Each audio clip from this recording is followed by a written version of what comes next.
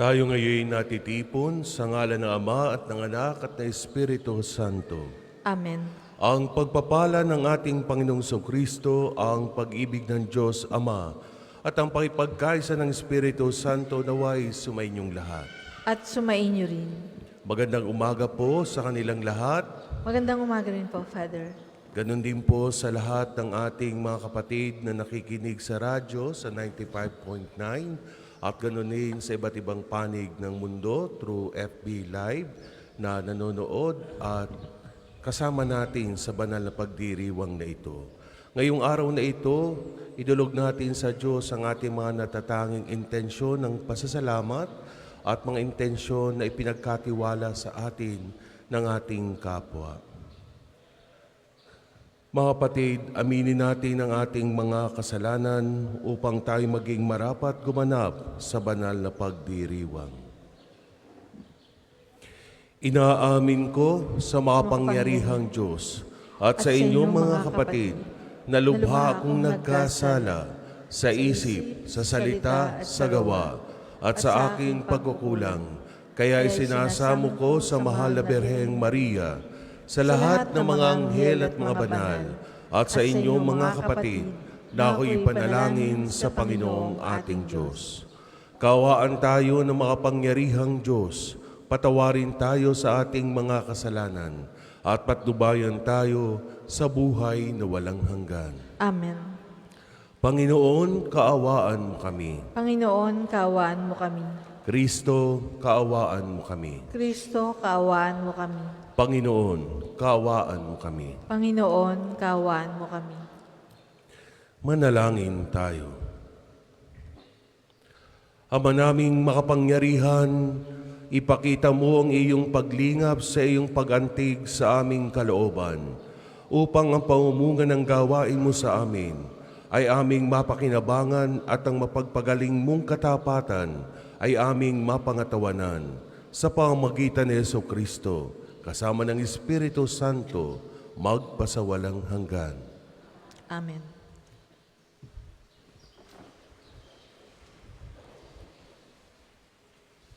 Pagbasa mula sa aklat ng pahayag.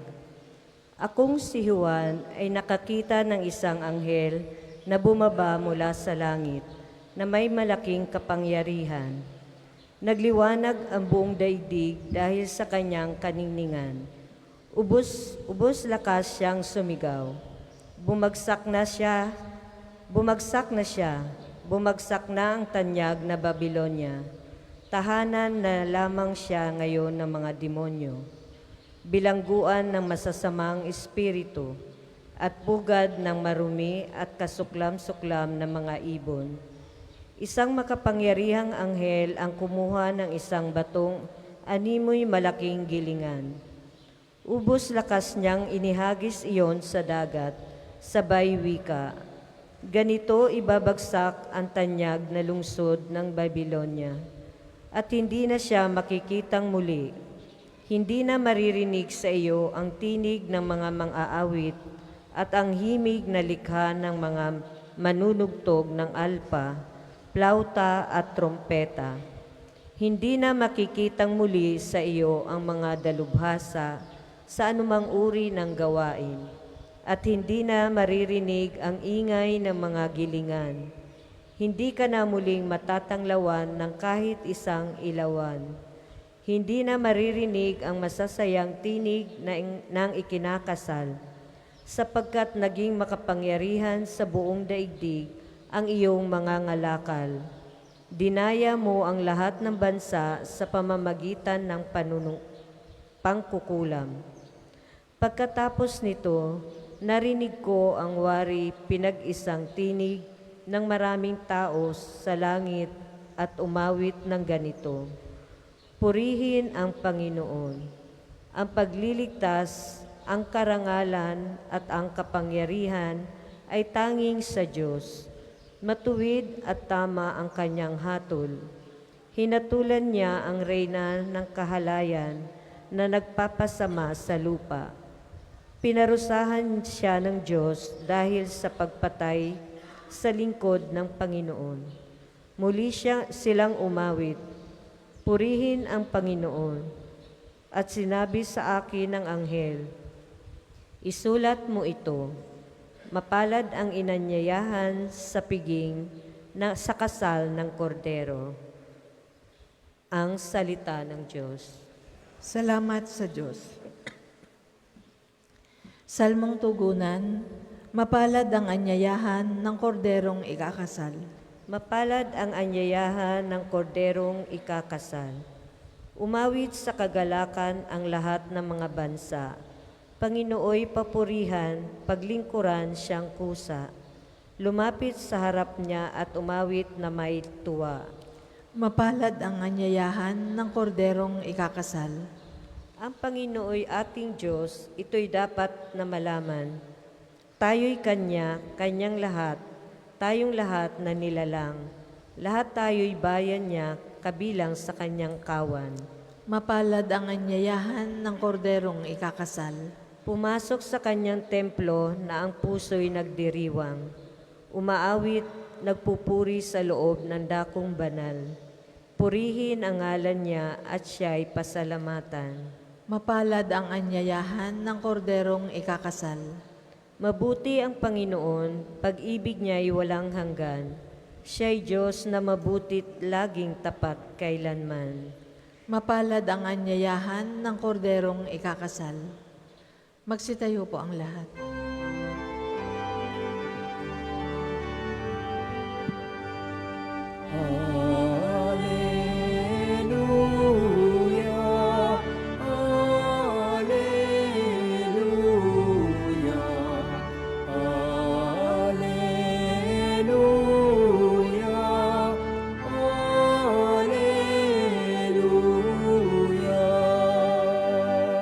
Narito malapit na ang kaligtasang pag-asa upang ating matamasa.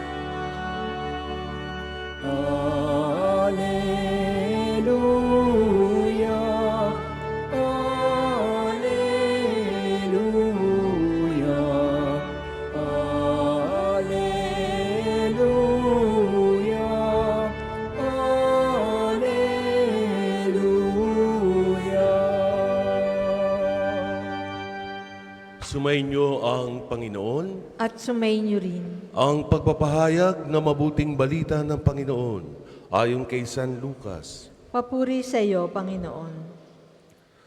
Noong panahong iyon, sinabi ni Jesus sa kanyang mga alagad, kapag nakita ninyong kubkob na ng mga hukbo ang Jerusalem, talastasin ninyong malapit na ang pagkawasak nito.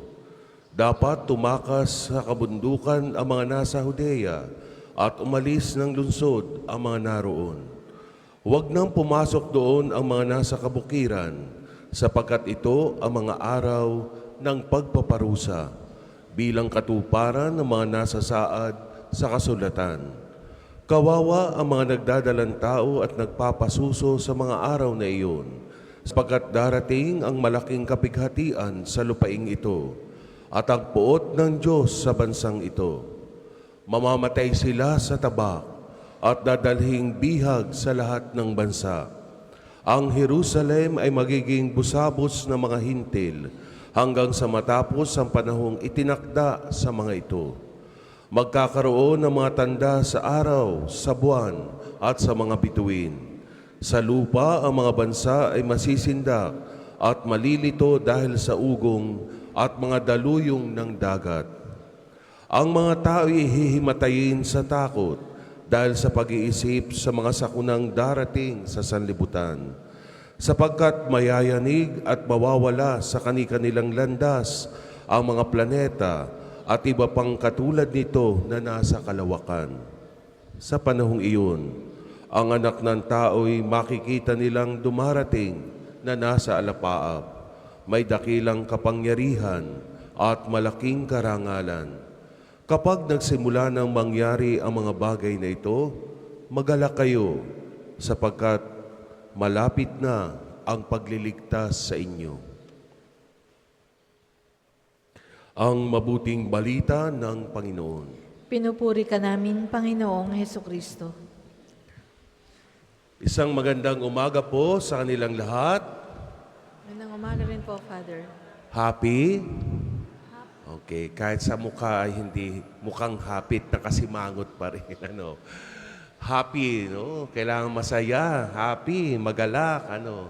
At tayo'y natutuwa sapagkat muli tayo ngayon ay nagkakatipon-tipon na nagsasama para sa ating pananalangin, para sa ating pagdarasal. At ganun din, kasama ng ating pananalangin ngayon ay ang ating pag-asa na ang ating mga kahilingan, mga intensyon ay diringgin ng Diyos. Amen.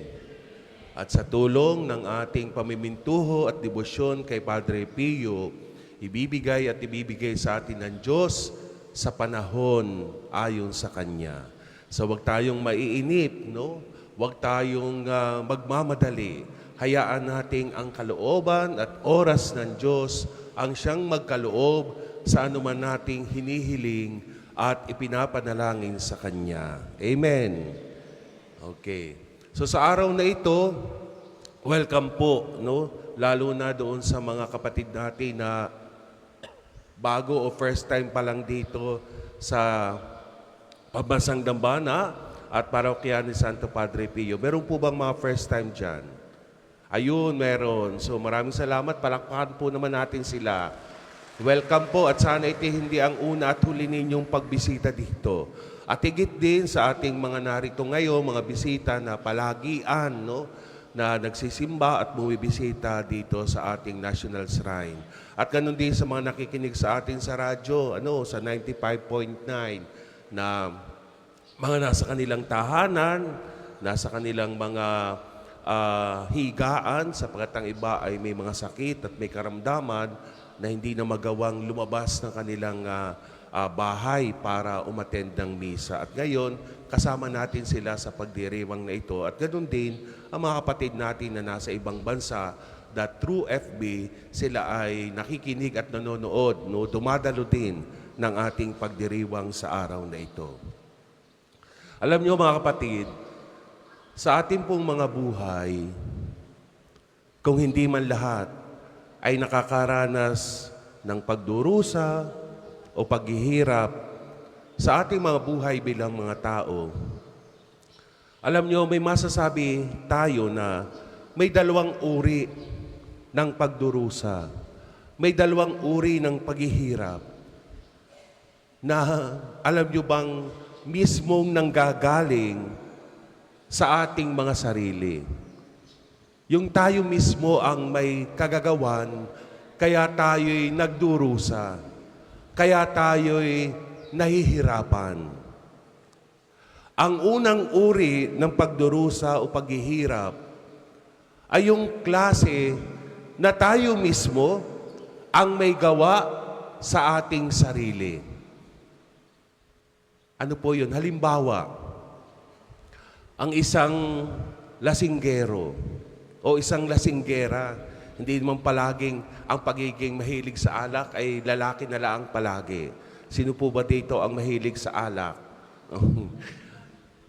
Ang isang lasinggero na palaging sinasaway, pinagsasabihan, na tumigil na sa kanyang bisyo dahil mas nakakasama lalo sa kanyang kalusugan. Na halos araw-araw, no, sabi nga ng iba, ginawa sa araw-araw na ginawa ng Diyos, palagi na lang sinasaway ang taong ito. Pinipigilan, no? Lalo na ng mga taong may concern sa Kanya, na mga taong nagmamahal sa Kanya.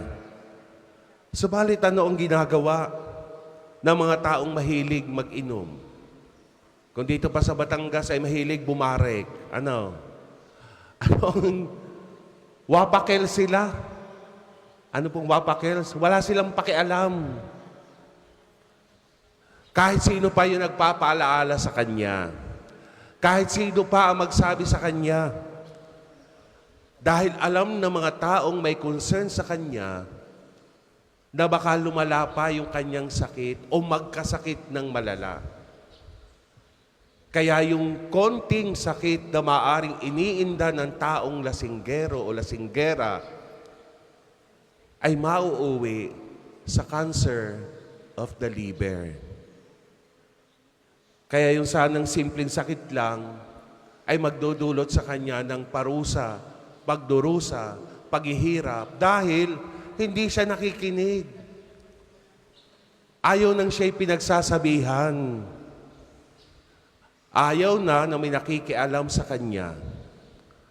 Kaya ang resulta, siya mismo ang gumawa ng pagpapahirap, pagdurusa sa kanyang sarili. Ang ikalawang uri ng pagdurusa o paghihirap na dumarating sa ating mga buhay ay yun namang hindi natin ginagawa para sa sarili natin. Yung wala tayong ginagawang masama, wala tayong ginagawang dahilan para magdusa.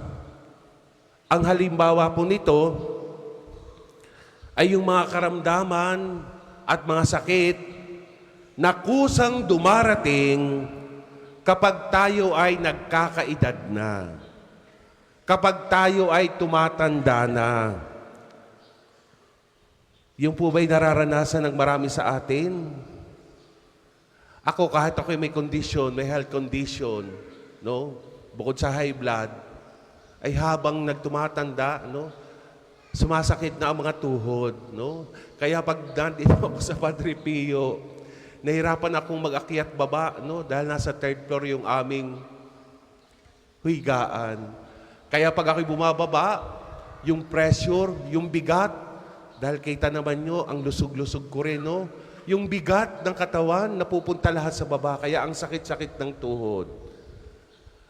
Kahit wala akong ginagawa para maging dahilan, ay meron siguro. Dahil hinayaan kong magpalaki ng ganito, dahil ako'y payatot nung una.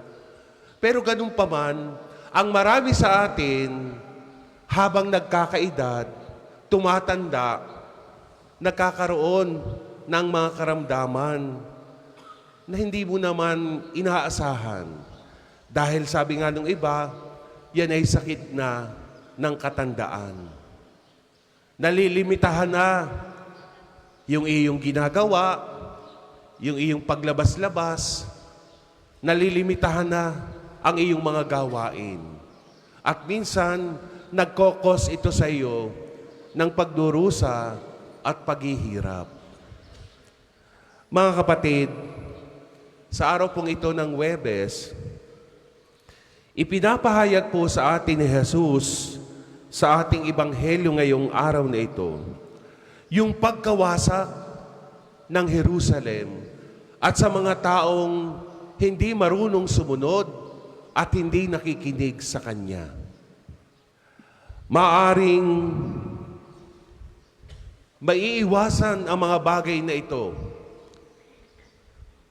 kung ang mga taong andoon sa panahong iyon ay natutong makinig at sumunod kay Jesus.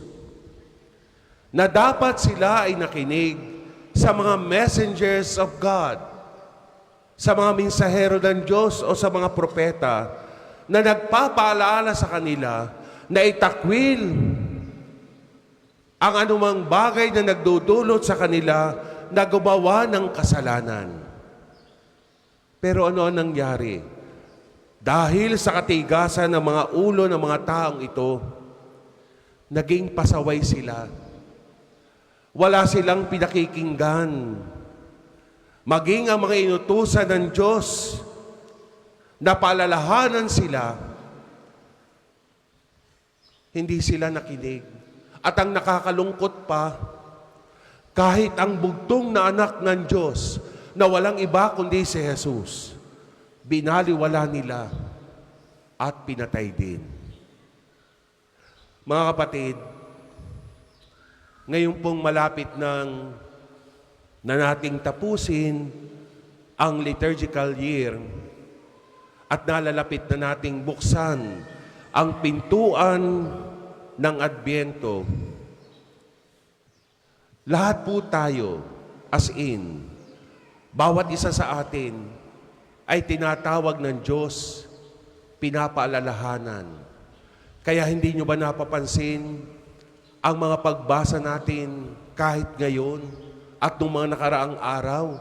It is all about distraction, pagkawasak, pagkasira. At ngayon ipinapaalala sa atin na ang pagkawasak ng isang lugar ay dahil sa hindi pagsunod at pakikinig ng mga tao sa mga salita at mga mensahero ng Diyos na Kanyang ipinadala. Lahat po tayo ay tinatawagan ng Diyos para makinig sa Kanyang boses upang buong mapagkumbaba na magsisi tayo sa mga pagkakasalang nagawa ng sino man sa atin. Baguhin na po natin ang maaaring magdulot sa atin ng anumang pagdurusa at paghihirap na maaaring tayo rin mismo ang may kagagawan sa ating mga sarili. Tandaan ninyo,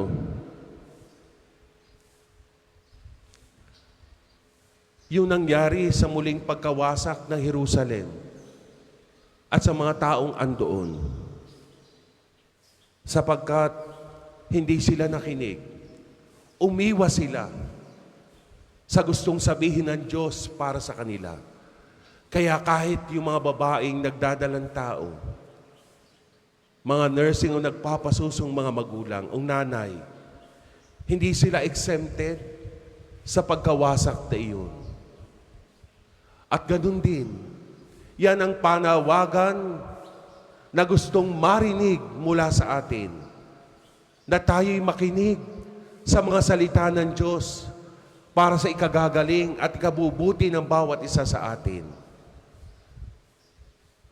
Huwag tayong gumawa ng mga bagay na tayo mismo sa mga sarili natin ang magdudulot ng paghihirap, ng pagdurusa. Makinig tayo kahit sa paalaala ng mga taong hindi nagmamahal at mga taong may concern pa sa atin. Ang pinakainam o pinakamainam na magagawa natin sa mga pagkakasala o pagkakamali na ating ginagawa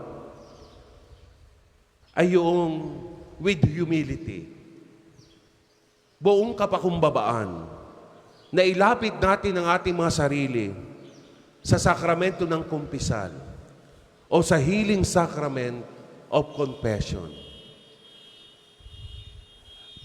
Totoo mga kapatid, lahat po tayo na narito ngayon, tayong lahat ay makasalanan. At ang natatanging kailangan natin ay ang awa, pagpapatawad, at pagpapagaling ng ating Panginoon. Matuto sana tayong makinig. Iwaksin na natin ang ating mga kasalanan na nagbibigay sa atin ng anumang klaseng pagdurusa at paghihirap. Amen. Para po sa mga maghahandog ng sobre, pakihulog na lamang po sa buslo.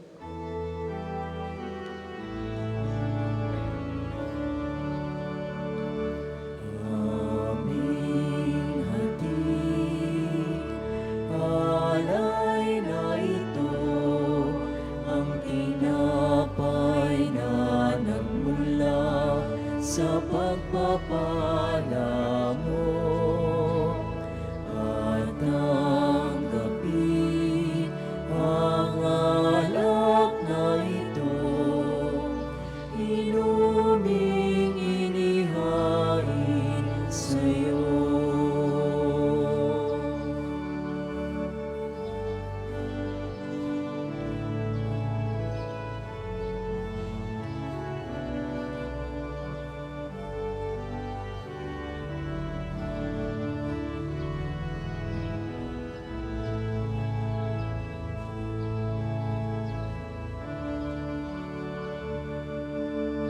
Magsitayo po ang lahat.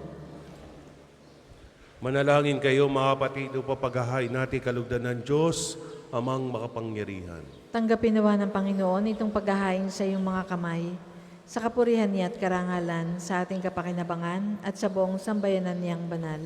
Ama naming lumikha, tanggapin mo ang mga banal na alay na iyong ipinag-utos sa aming italaga sa pagsamba sa iyong ngalan at upang kami pagindapating paunlakan ng iyong tapat na pagmamahal at gawin mo ang iyong mga utos ay sundin namin kailanman sa pamamagitan ni Jesucristo kasama ng Espiritu Santo magpasawalang hanggan.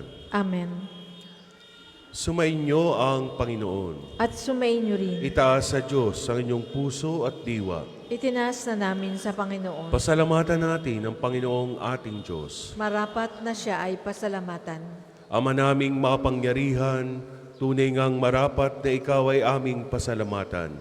Sa pamamagitan ni Jesucristo na aming Panginoon, siya ang salitang katuwang mo at kapiling, noong ang lahat ng umiiral ay iyong likain. Siya'y sinugo mo para kami sa gipit palayain, kaya't siya'y kinalingan ng mahal na Birhen na naging kanyang inang totoo sa kapangyarihan ng Espiritu Santo. Inako niyang sundin ang loob mo at kamtin ang sambayan ng banal para sa iyo.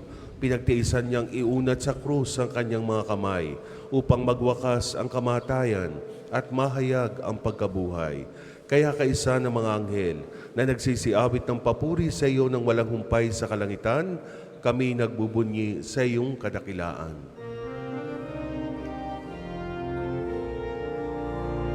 Banal ka pong may kapal, banal ang iyong pangalan, banal ang iyong kaharian, langit lupa'y nagpupugay sa iyong kadakilaan, hinarakilan ang lahat, ang naparito mong anak, na siyang nagmulat sa ulan, sa pilay ay nagpalakad at nakiramay sa lahat.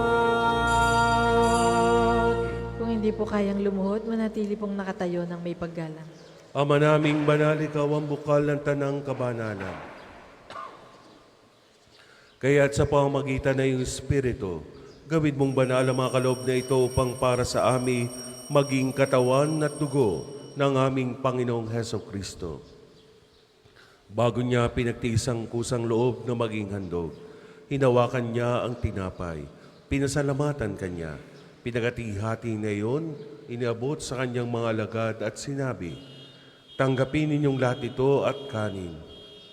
Ito ang aking katawan na ihahandog para sa inyo.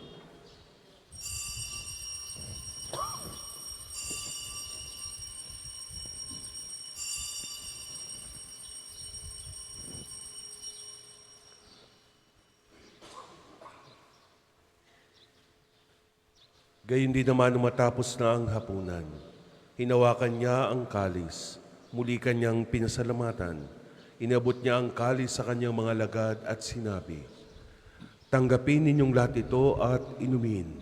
Ito ang kalis ng aking dugo, ng bago at walang hanggang tipan.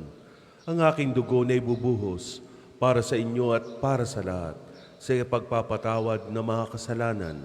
Gawin ninyo ito sa pag-alaala sa akin.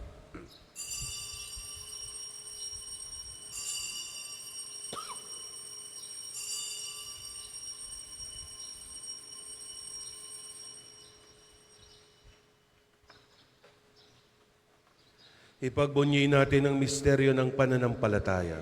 Si Kristo ay namatay, si Kristo ay nabuhay, si Kristo ay babalik sa wakas ng panahon. Ama, ginagawa namin ngayon ang pag-alaala sa pagkamatay at muling pagkabuhay ng iyong anak. Kaya tinihaalay namin sa iyo ang tinapay na nagbibigay buhay at ang kalis na kakaloob ng kaligtasan. Kami nagpapasalamat dahil kami iyong minarapat na tumayo sa harap mo para maglingkod sa iyo.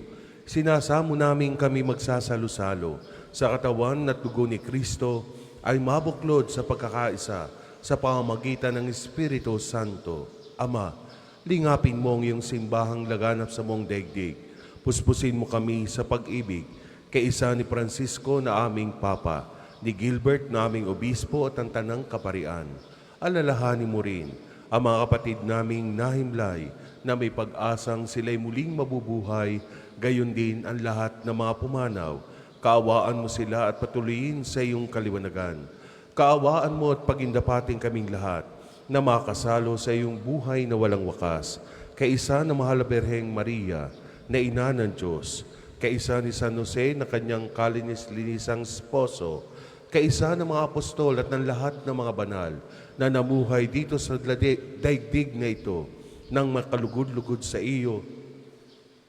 May pagdiwang nawa namin ang pagpupuri sa kararangal mo sa pamamagitan na iyong anak na aming Panginoong Heso Kristo.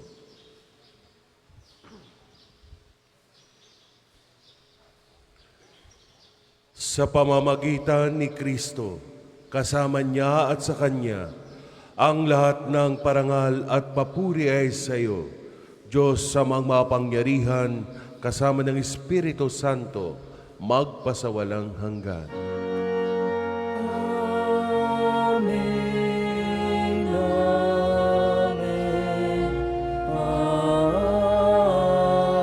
Amen. Sa tagubilin na nakagaling na utos at turo ni Jesus na Panginoon natin at Diyos, ipahayag natin ng lakas loob. Ama namin, sumasalangit ka, sambahin ang ngalan mo, mapasa amin ang kaharian mo, sundin ang loob mo dito sa lupa para nang sa langit. Bigyan mo kami ngayon ng aming kakanin sa araw-araw, at patawarin mo kami sa aming mga sala para ng pagpapatawad namin sa nakakasala sa amin, at huwag mo kami ipahintulot sa tukso, at iadya mo kami sa lahat ng masama.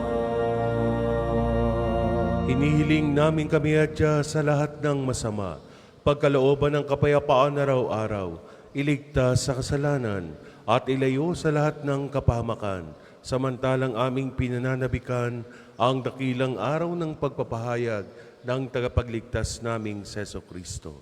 Sapagkat iyo ang kaharian at ang kapangyarihan at ang kapurihan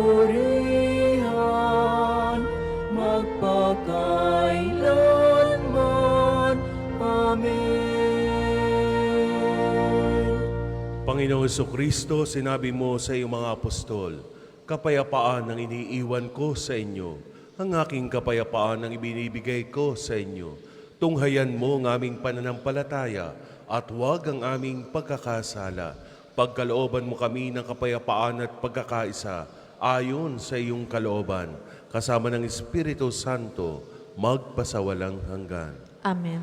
Ang kapayapaan ng Panginoon ay laging sumainyo. At sumainyo rin. Magbigayan kayo ng kapayapaan sa isa't isa. Peace with you.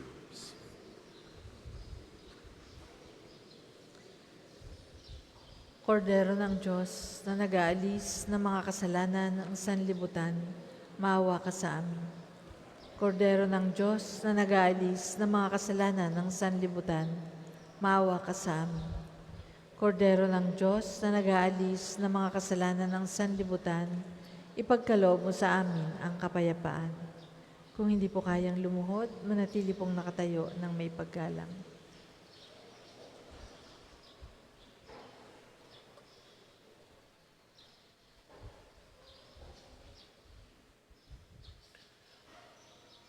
Ito si Jesus, ito ang kordero ng Diyos. Ito ang nag-aalis ng mga kasalanan ng sanlibutan. Mapalad ang mga inanyayahan sa kanyang piging. Panginoon, hindi ako karapat-dapat na magpatuloy sa iyo. Ngunit sa isang salita Mo lamang ay gagaling na ako.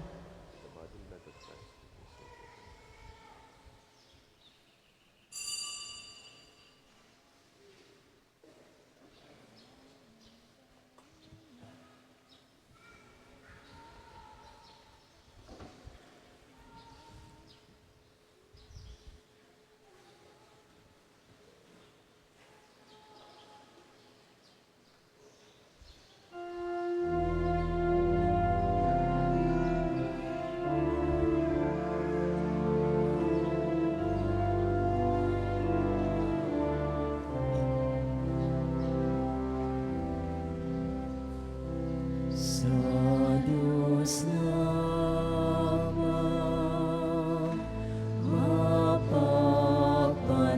mapapanatag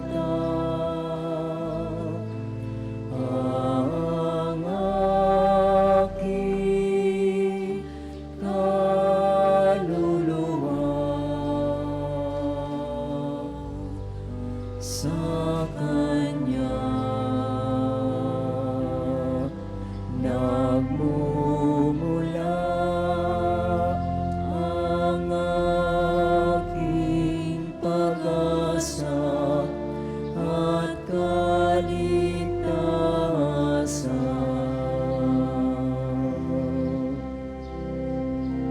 O Diyos,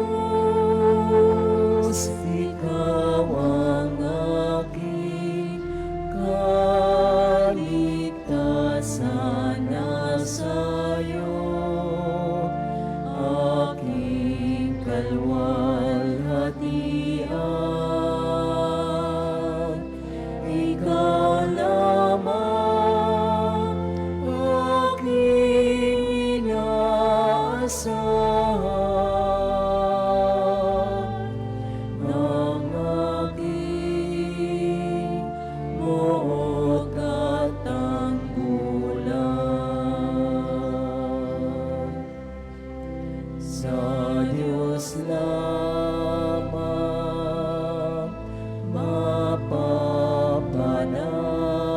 mapapanatag ang aking kaluluwa sa Kanya. Nagmumula ang aking pag-asa at kaligtasan.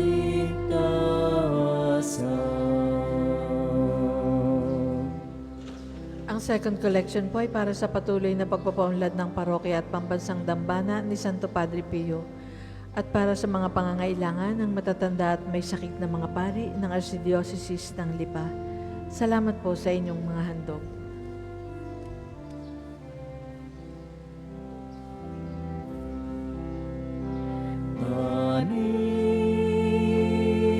Paninindi ko pa nanaligan, puso'y di ihilig sa yaman, kundi sa Diyos na makapangyarihan, na aking buot at tanggulan. Sa Diyos lamang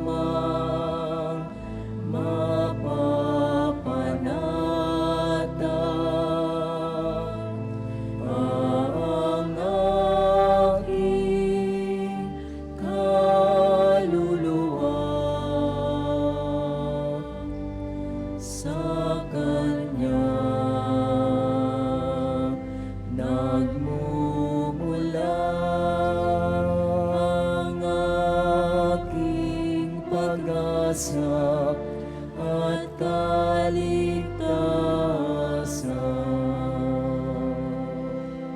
Magsitayo po ang lahat.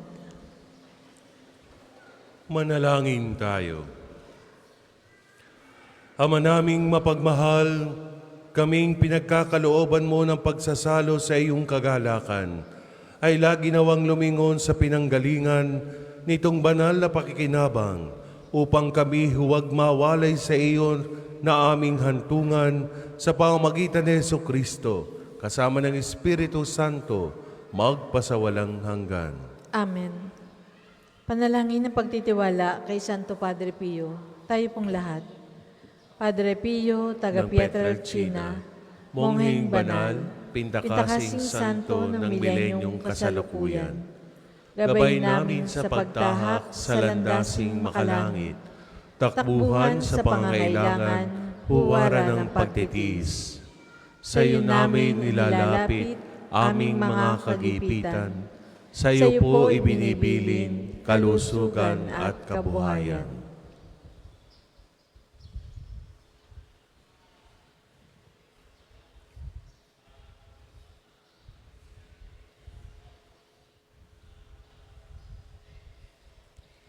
Di man karapat-dapat, kami Kami po ay pagbigyan, bendisyonan at basbasan, maging ganap sa buhay. Lumayo nawa kami, umiwas sa kasalanan, lumapit lagi sa Diyos, maging matatag at matibay. Sa mabuting balita ng pagliligtas, turuan mo kami nawa sa tuwi na ay makinig, magnilay at sumampalataya. Amin pong pakiusap itong mga kahilingan, puso ay nagsisisi, nagtitikang taimtiman. Di na muling magkakasala, sunod lagi sa Diyos Ama, kaisa ng Espiritu at ni Jesus na tagapamagitan. Amen. Magsiupo muna po ang lahat para sa ilang mga patalastas. Una, sa inyong pagdalaw sa pambansang dambana, mangyaring pakaingatan ang inyong mga personal na gamit. Hangad namin ang isang matiwasay at maayos na pagbisita sa National Shrine. Ikalawa, bilang pagtugon sa patuloy na pagdami ng mga bumibisita sa pambansang dambana, simula po ngayong Disyembre ay magkakaroon tayo ng karagdagang misa mula Lunes hanggang Sabado. Ang mga bagong oras ng misa ay makikita nyo po sa ating screen. Gayun din, inanais po nating limitahan ang bilang ng live stream ng mga misa at magdagdag ng mga karagdagang live stream para sa Angelus at Rosary tuwing ika-12 ng tanghali at Divine Mercy Chaplet tuwing ika-3 ng hapon. Mangyaring magabayan po kayo ng mga pagbabago ng ating schedule ad experimentum simula sa Disyembre. Ikatlo, halina't makiisa sa isang gabi ng pagbibigayan, himig at pag-asa. Inaanyayahan namin kayong lahat na dumalo at suportahan ang ating dinner concert for a cause sa December 10 dito sa Divine Mercy Sanctuary ng Pambansang Dambana. Sa halagang 2,500 pesos na ticket, mararanasan nyo na ang isang dinner buffet at full concert mula kina Mitoy Yonting and the Drivers Band, kasama ang iba pang natatanging mga awit at kaparian ng Archdiocese ng Lipa. Huwag nang magdalawang isip pa. Bilhin ang inyong tiket sa ating opisina at maging bahagi nitong natatanging okasyon para sa iisang misyon. Ikaapat, bahagi pa rin po ng ating fundraising project para sa isang espesyal na pagdiriwang sa darating na Enero. Patuloy niyo pong suportahan ang ating Kapio merchandise. May mga available po tayong t-shirts at coffee mug sa mga store outlets ng Pambansang Dambana. Sa maliit na halaga, siguradong kayo'y makatutulong na. Ikalima, pansamantala pong hindi muna pakadaraan sa main arc entrance ang mga tao at sasakyan dahil sa ginagawang rehabilitation ng NSPP Bridge. Maaari pong gamitin ang lumang gate upang makapasok sa loob ng Pambansang Dambana. Umaasa po kami sa inyong pangunawa. Ang susunod pong misa ay sa ganap na 10:00 ng umaga. Maraming salamat po at mangyaring panatilihin natin ang kalinisan, katahimikan at diwa ng pananalangin sa loob at labas ng ating simbahan. Magsitayo na po ang lahat para sa pagbabasbas ng mga religious articles. Mga kapatid, manalangin tayo sa Diyos sa mga mapangyarihan upang tayo maging kawangis ni Kristo sa taimtim na pagdalangin sa tulong ng mga larawan at mga dasalan. O Panginoong Diyos, Ikaw ang bukal ng lahat ng pagpapala at biyaya. Ibuhos mo ang iyong bendisyon sa mga gamit na ito ng pananalangin, mga rosaryo, imahin at dasalan na nagpapalaala ng iyong kabutihan, kabanalan at pagmamahal sa amin. Upang ang lahat ng dumulog at magdasal, gamit ang mga ito ay magtamo ng iyong awa at biyaya. Loobin mong tularan nila ang kabanalan at aral ng Panginoon at ng mga santo magpasawalang hanggan. Amen. Ama namin, sumasalangit ka. Sambahin ang ngalan mo. Mapasa amin ang kaharian mo. Sundin ang loob mo dito sa lupa para nang sa langit. Bigyan mo kami ngayon ng aming kakanin sa araw-araw. At patawarin mo kami sa aming mga sala, para ng pagpapatawad namin sa mga nagkakasala sa amin. At huwag mo kaming ipahintulot sa tukso, at iadya mo kami sa lahat ng masama. Amen. Aba, Ginoong Maria, napupuno ka ng grasya. Ang Panginoong Diyos ay sumasa iyo. Bukod kang pinagpala sa babaeng lahat, at pinagpala naman ng iyong anak na si Jesus. Santa Maria, Ina ng Diyos, ipanalangin mo kaming makasalanan, ngayon at kung kami mamamatay. Amen. Luwalhati sa Ama at sa Anak at sa Espiritu Santo, kapara noong una, ngayon at magpasawalang hanggan. Amen. Aba, Ginoong Maria, napupuno ka ng grasya. Ang Panginoong Diyos ay sumasa iyo. Bukod kang pinagpala sa babaeng lahat, at pinagpala naman ang iyong anak na si Jesus. Santa Maria, Ina ng Diyos, ipanalangin mo kaming makasalanan, ngayon at kung kami mamamatay. Amen. Luwalhati sa Ama at sa Anak at sa Espiritu Santo, kapara noong una, ngayon at magpasawalang hanggan. Amen.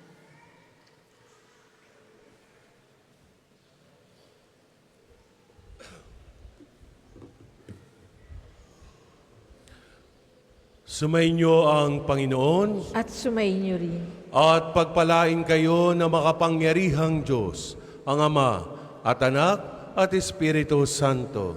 Amen. Tapos na po ang ating banal na misa, humayo kayo sa kapayapaan ni Kristo. Salamat sa Diyos. Muli maraming salamat po, magandang umaga at mag-ingat po kayo sa muli sa inyong pag-uwi. Maraming salamat sa muling pagbisita po.